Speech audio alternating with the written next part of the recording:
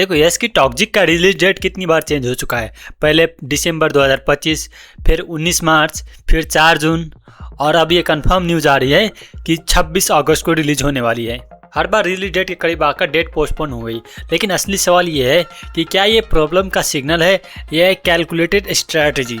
क्योंकि जितने ज़्यादा इन्फॉर्मेशन सामने आ रहा है उन्हें देखकर लग रहा है कि यह सिर्फ रिलीज डेट डिले नहीं है, यह यस का इंडियन सिनेमा को ग्लोबल स्टेज पर एस्टैब्लिश करने का सबसे बड़ा गैम्बल। और सच कहूँ तो ये गैम्बल काफ़ी रिस्की है। तो सबसे पहले स्केल समझते हैं कि टॉक्सिक का रिपोर्टेड बजट 800 से 850 करोड़ बताया जा रहा है, और अगर ये नंबर सही है तो ये इंडियन सिनेमा का one of the most expensive film में से एक होगी। सोचो कितना बड़ा रिस्क है। KGF चैप्टर 2 का बजट 100 करोड़ के आसपास था, पठान का करीब 250 करोड़, RRR का करीब 550 करोड़ बजट था, और अब toxic reportedly 800 crore plus range में है।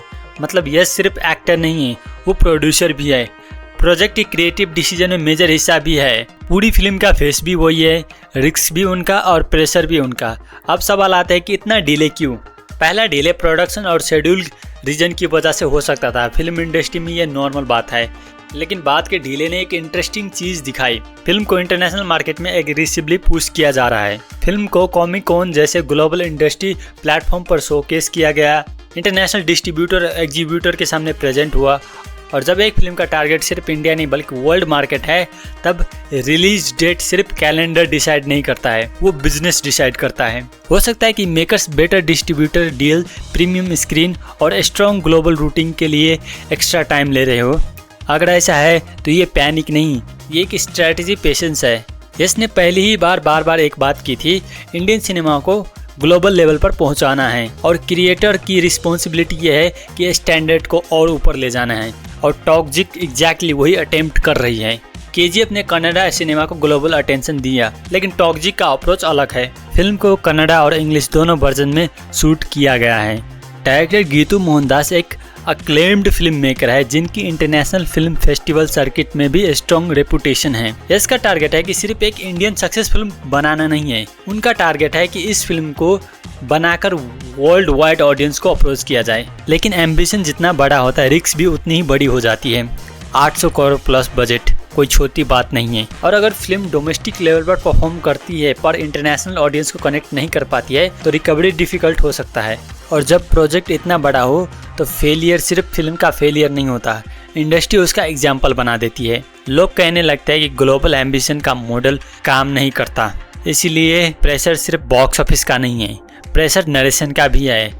और यस को प्रूव करना है कि इंडियन फिल्म को ग्लोबल मार्केट में सिर्फ नीश कंटेंट नहीं है, मेन स्ट्रीम एंटरटेनमेंट भी बन सकता है। लेकिन एक सेंटर पॉइंट भी है कि हो सकता है कि डिले एक्चुअली फिल्म के फेवर में जा रहे हो। अगर रिलीज को एक बेटर विंडो मिलता है, अगर IMAX और प्रीमियम स्क्रीन ज़्यादा अवेलेबल होती है, और अगर इंटरनेशनल मार्केट को एक्स्ट्रा टाइम मिलता है, तो फिल्म का ओवर रीच सिग्निफिकेंटली इम्प्रूव हो सकता है। कभी कभी जल्दी रिलीज करने से बेटर होता है कि वक्त लेकर रिलीज करना, और शायद मेकर्स वही कर रहे हैं। तो मेरे हिसाब से टॉक्सिक के ढीले से भी बड़ा सवाल कुछ और है। सवाल ये है कि क्या ये यस की फिल्म हिट होगी।